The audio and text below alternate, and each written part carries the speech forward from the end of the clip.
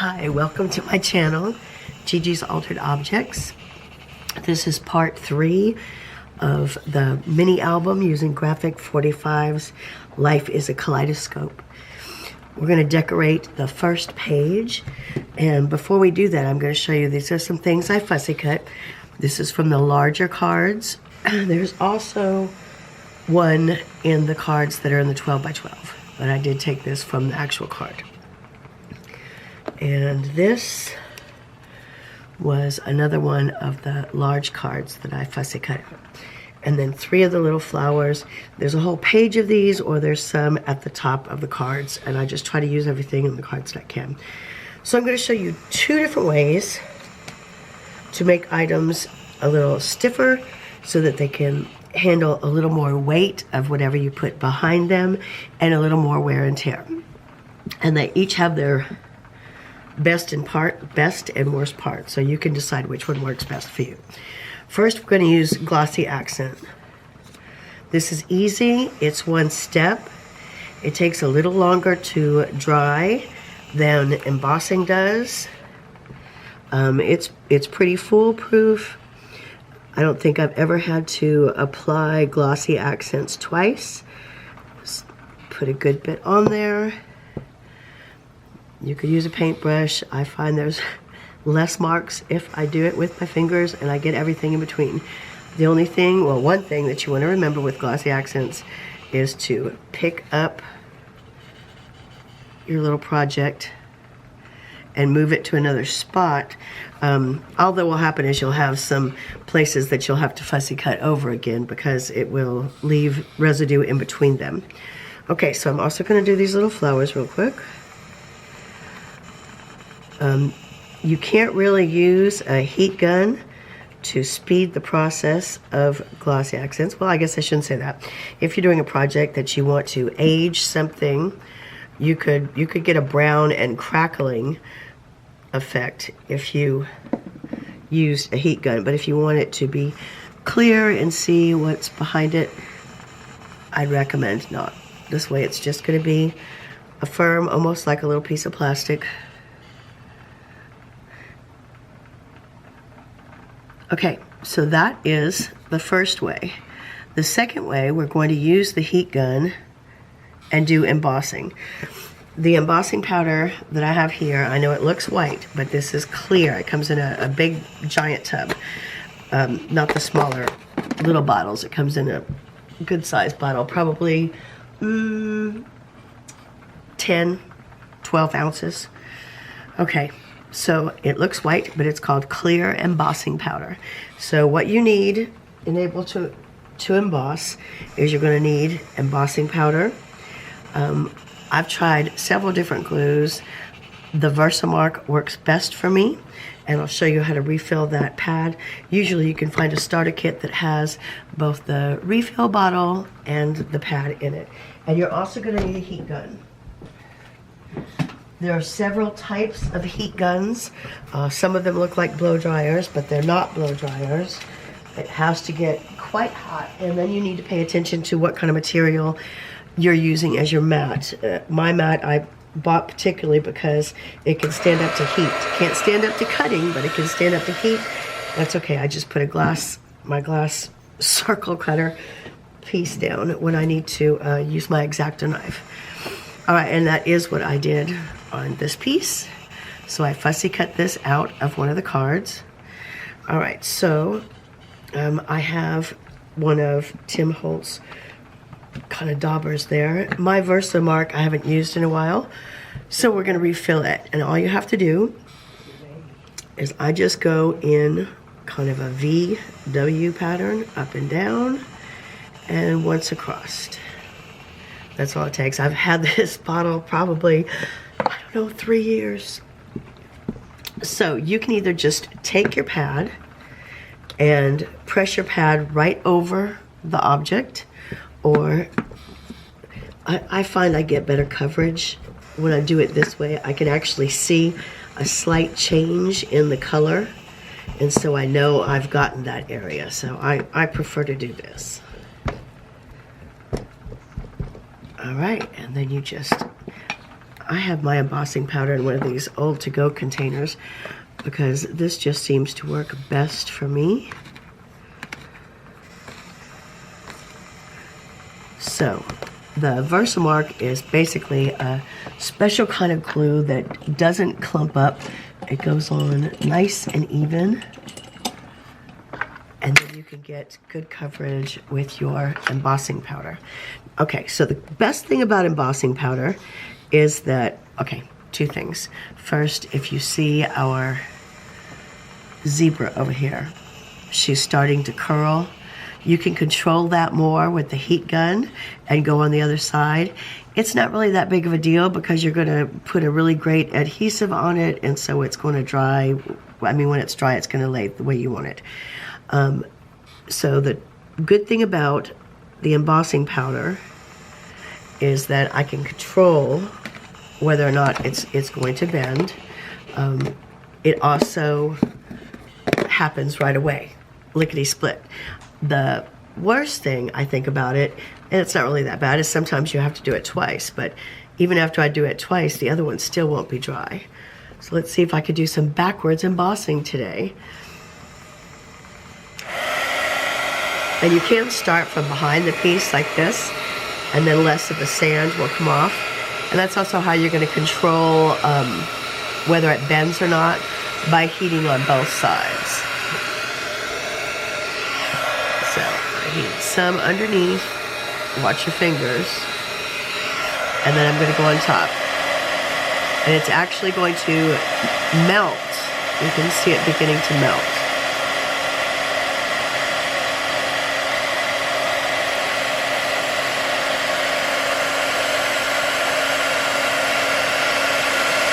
And it turns, and you can do it on silk flowers. I've done it on. Done it on all different papers and ribbons. Anything you can think of stamping, you can do this too. Okay, now I'm going to take a good look at it in the light, and I'm going to tilt it like this and see if it has pockets. And I don't know if you can tell, but this is the downside, is that it does have some pockets that are uneven. And if you're a type A, that bothers you. But again, by the time I do it twice, the other one's not even going to be dry yet. And I like it. It's fun. I mean, look at that.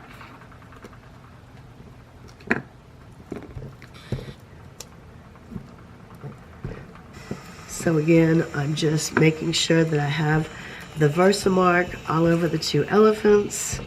This time there's not much change in the color, but I've never had to do it more than twice, to be honest with you. No matter how large the piece is. And if they're small, you rarely have to do them twice. It seems to get really good coverage. And there we go. Lost the opening. And I try to use my tweezers at a different spot than I did the first time, because that's usually one of the spots that's not covered. But hey, maybe one day I'll have a better lens and I'll do a redo.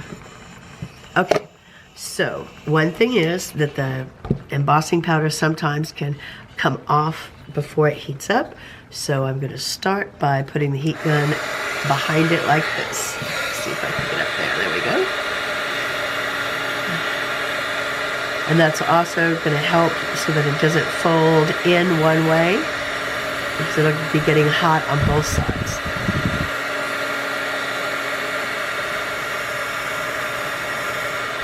And I'm going to do this until I either see it start to bend or see some melting. Oops, and I'm seeing melting, so we are good to go.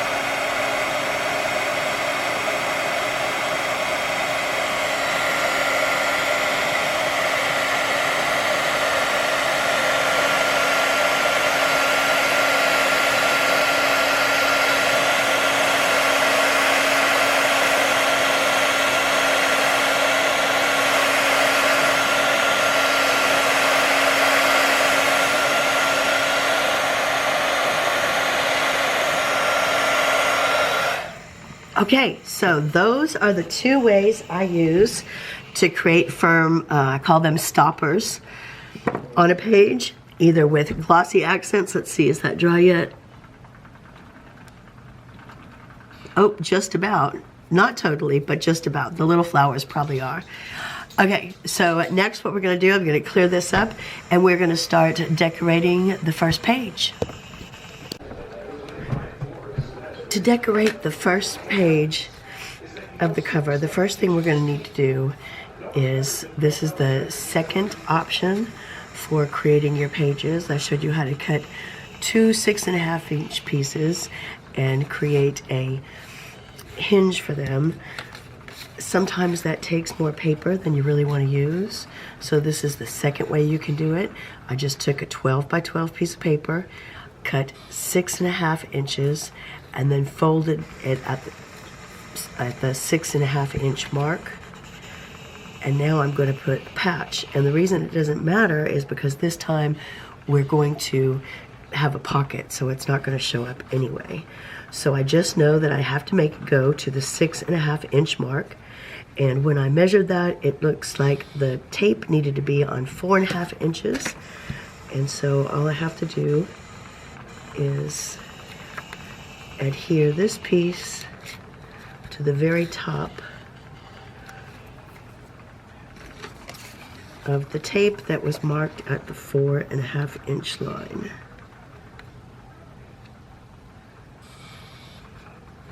And that is the second way to extend your paper. And when you're going to have a pocket, you're going to see it's not going to show up at all. All right, so now that we have got our paper extended, the other things you're going to need to do, or you're going to need to complete this page, the Color Your World chipboard piece. And I wanted to show you, see how it has these little nibs on it? And there were 4 of them around. If you just keep a little sandpaper block, and you can pick that up at Lowe's, Home Depot, you could probably pick one up at Walmart. And you just give it a little sanding like that, and they go right away. So that's how you deal with that. So you're going to need the chipboard piece. This is another one of the clips from the 8 by 8 paper. From the 12 by 12, another 6 by 6 sheet. And I tried to make the colors match as much as I could on the papers that will be across from each other. I created a couple little tags. This one has metal filigree. This one has a little pocket with a little tag inside of it. And from the envelopes and tags, we're going to use this envelope and the fabulous tag that goes inside of it. And also the elephants that we covered with Glossy Accent. Okay, so the first thing we're going to need to do is, before we put our paper on the black, we want to attach our chipboard piece with brads. Some brads, most of them nowadays, you can just poke right through and you don't have to use your crocodile, which makes it a little quicker. These happen to be those kind.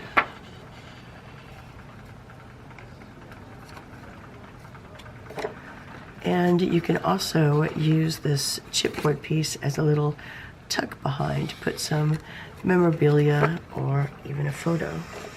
All right, now we're going to create our pocket on the bottom, and this is going to be a dual pocket. So here we go with the first piece. I kept saying put glue on the top and bottoms. You don't put glue on the top and bottoms. You put glue on the side and the bottom. The top needs to remain open because that's the pocket.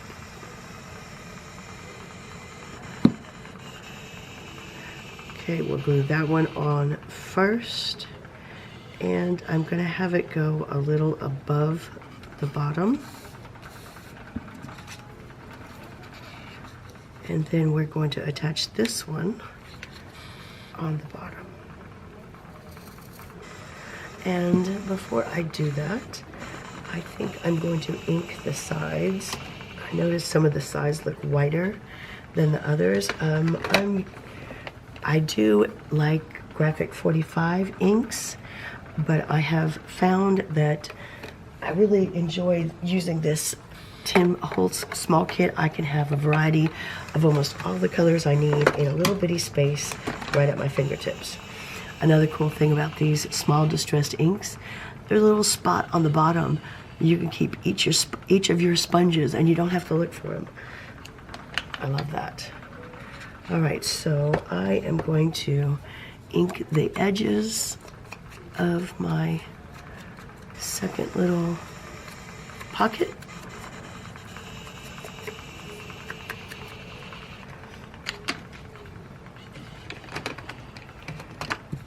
And then glue the sides and the bottom, leaving the top open.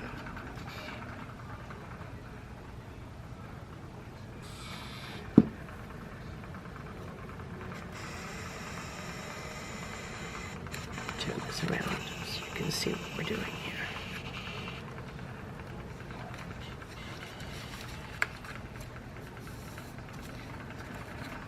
All right, so now we have 2 pockets. And we're going to add the elephant here to help for some sturdiness so that things don't fall up, because this pocket will be picked up like this. Okay, so, and this is the one that we made a little sturdier with the embellishing powder. Embellishing powder. All right, I'm going to put him right there.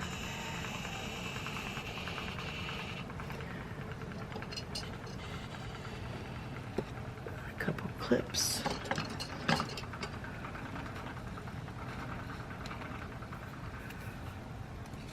All right. So we're going to slide this right in this pocket. And I'm going to put a clip on there to make sure it dries all the way too. You don't go down too far and glue it to the page. Okay. And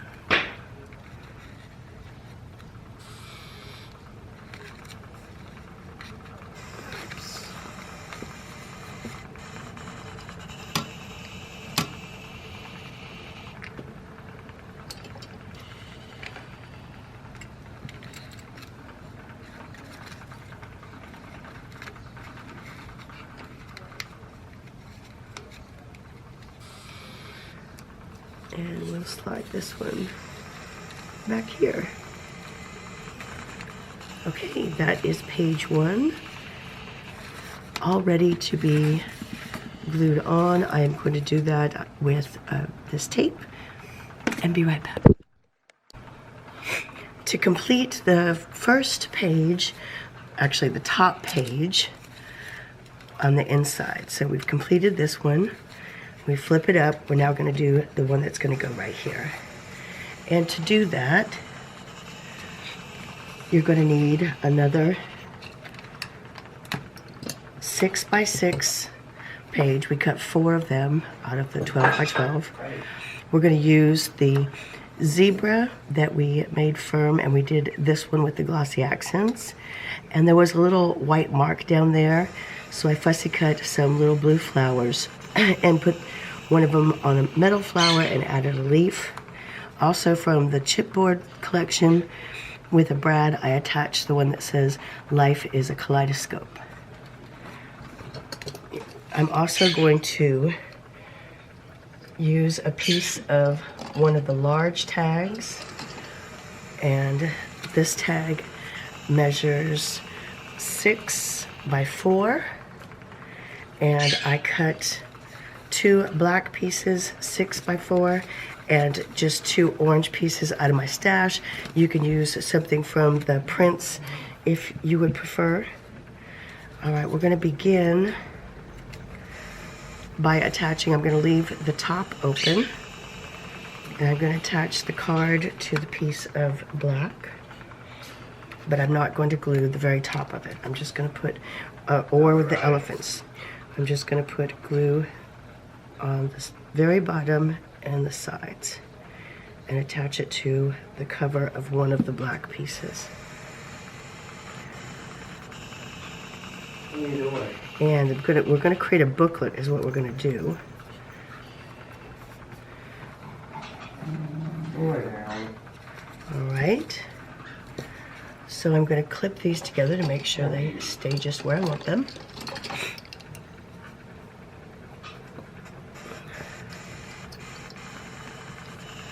And then using my crocodile, I'm going to use the larger setting because I want to fasten this with a piece of ribbon. So that'll make it easier to get through. So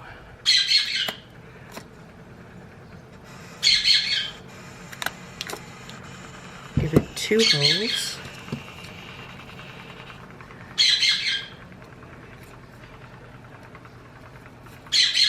I also have a little elephant charm that I attached a jump ring to, because I want to put that on the ribbon for a little embellishment.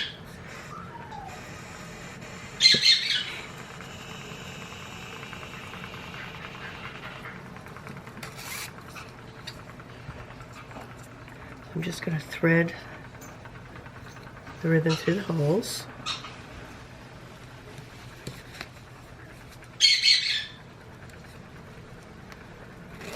I definitely have more than I need here.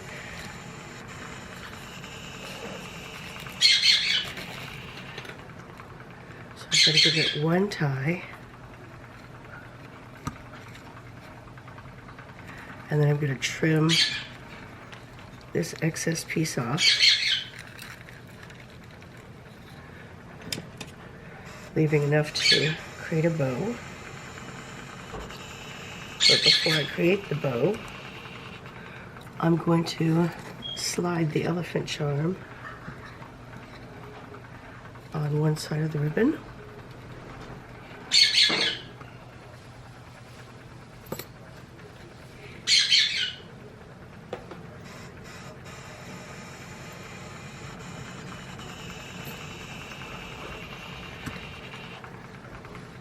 Making sure it's going to hang the way I want it to. And then complete my bow.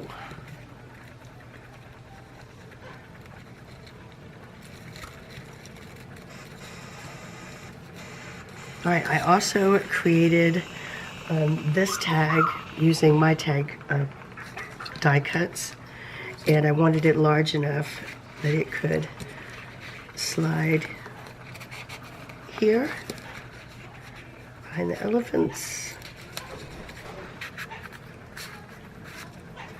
And then I'm going to add some extra tags here. And I wanted to show you this great tool that I picked up at, I picked this one up at Joann's, but it's a Fiskar, so I know you could get Fiskar online, and Hobby Lobby and Michael's both carry them. We have a visitor, my parrot flew up here. But I want to show you how cool that this little tool is.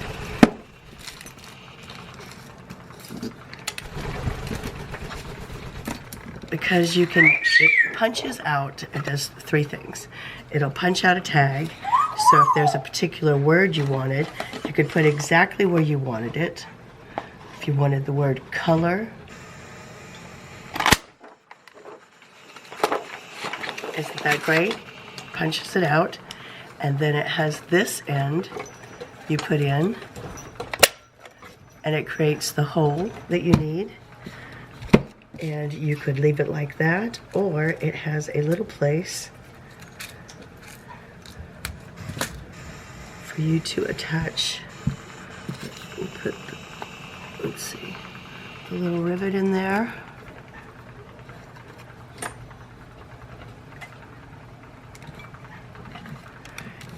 Press it down, and voila. And there's something else I like about it. If you cut a 2-inch strip, you can make your tags even longer. So what I do is slide it in.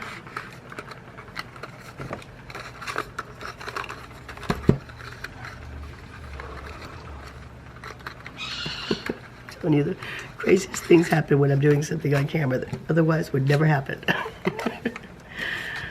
Let's try that again. Okay, and once you have it in, pull the back end out, leaving as much as you want for how long you want your tag to be. So this one's going to go in there with the elephants. I want it to be kind of in between the size of the other two. You can always trim some off if it's too long. And there you have it.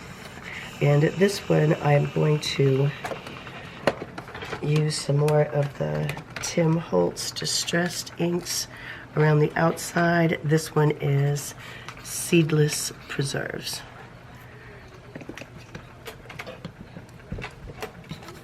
So we'll do that around the outside, and then in a minute I'll attach the rivet and a ribbon, but I won't make you sit through that. All right, so that will be ready to go.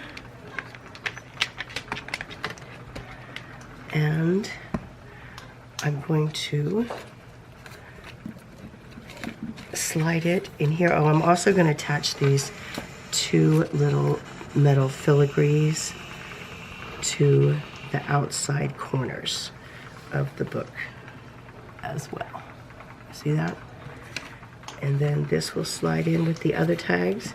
And we have kind of like a little stuffed tag and a booklet for photos. And that will pop right in here.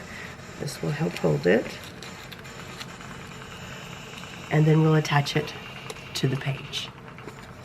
All right, when we come back, we will do the final inside page. We are ready to complete the final page in part 3. So this is going to be the inside bottom page. For mine, I'm using a 6x6, and that's one of the Tim Holtz Metallic Jewels, but you could for sure use the color of your choice so that they all match so well from the prints and the patterns. You just need a 6x6 page. Okay, I also fussy cut from the 8x8, these little elephants. We're going to use one of the cards, the smaller cards from the card package. From the envelopes and tags, we're going to use anything is possible, and life is a kaleidoscope of color. Okay, we're going to use those. Also from the chipboards, this little square elephant and this frame. You're going to need a 12 by 12, I'm sorry, a 12-inch by 3.5-inch piece of black paper. And then I scored that paper on the 3-inch line and the 7.5-inch line. Although you want to fold it this way, okay? All right, so facing you. First thing we're going to do is glue the frame down. We're going to leave the top portion open so that a picture can be slid down in there, and often I'll make a tag to put in there just so that whoever gets the book realizes that that is an open spot. So I'll probably do that off camera as well. If I have want to make a smaller tag to put there. Okay, let's make sure we get that even Steven. I'm going to put a little clip on it to hold it while we continue. All right, so what I want to do is I want to make kind of like a policy envelope closure.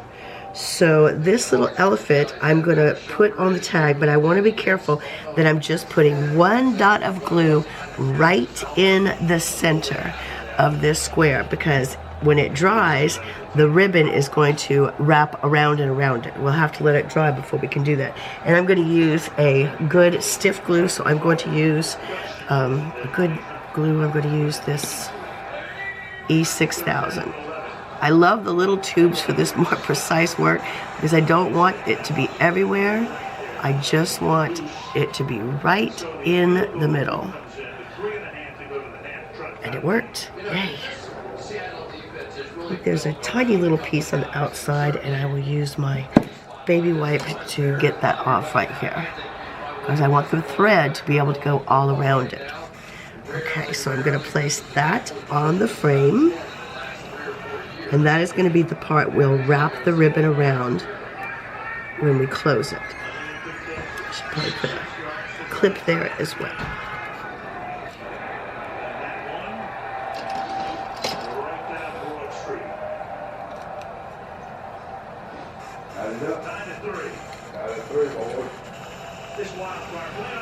All right, then this is going to be where we secure the ribbon. So I'm going to use my crocodile. Let's see, I think that I will put a little dot with my white pen where I want this first. And then, you know what, I might just, this is one of the firm ones, I might just be able to poke it right through the paper. So I want it about right here. Okay.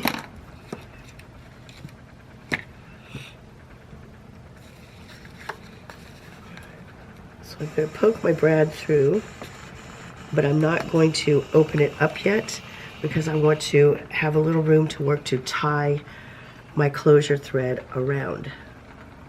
So before I pull it tight,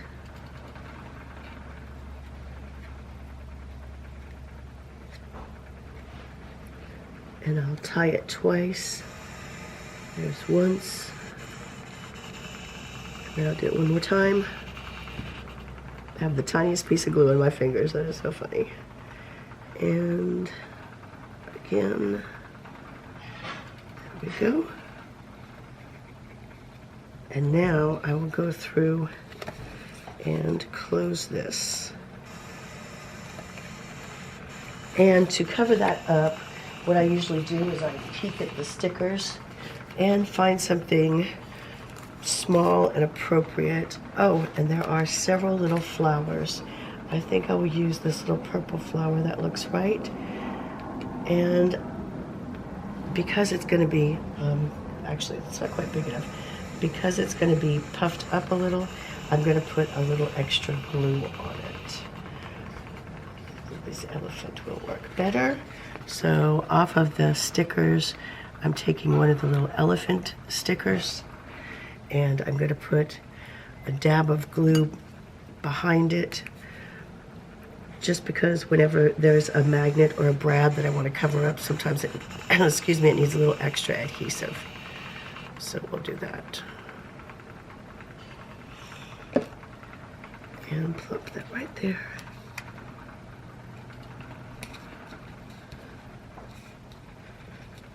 Or you can just leave it, it's not that big of a deal. Okay, so I'm gonna let that dry for a minute before I wrap it up. Okay, so on the bottom of this paper, we're gonna create a little pocket. Let's move my crocodile out of the way. Again, this was from the 8x8 paper. No, look at the back. That must have been one of the large cards. I apologize, I can tell by the back of it. And we're only going to put glue on the sides and the bottom because it's a pocket.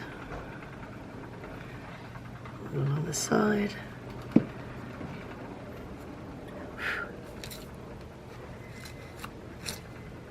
Seems I still have some embossing powder popping around.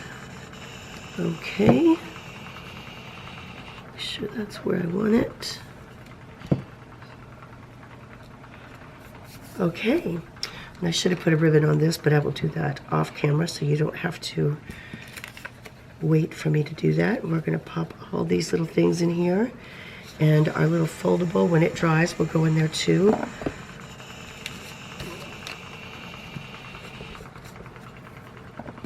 Put some clips here while it dries. All right, let me demonstrate how I attach the page to the book for you, since I've been doing that off camera. The actual page isn't going to be moved around as a pocket or a flap. So if you have some good score tape, I use that just around the outside. This for a sec.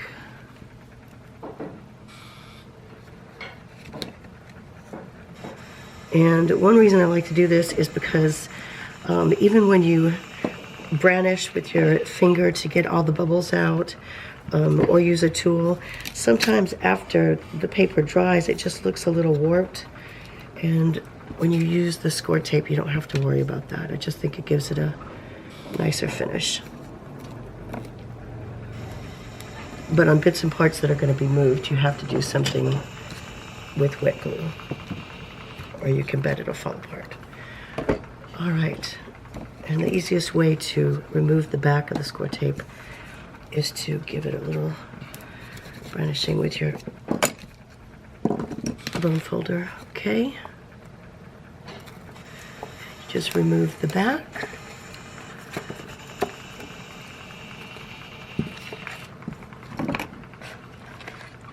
And here is the page that's going to be attached to the very first page in our book. This one is going down here.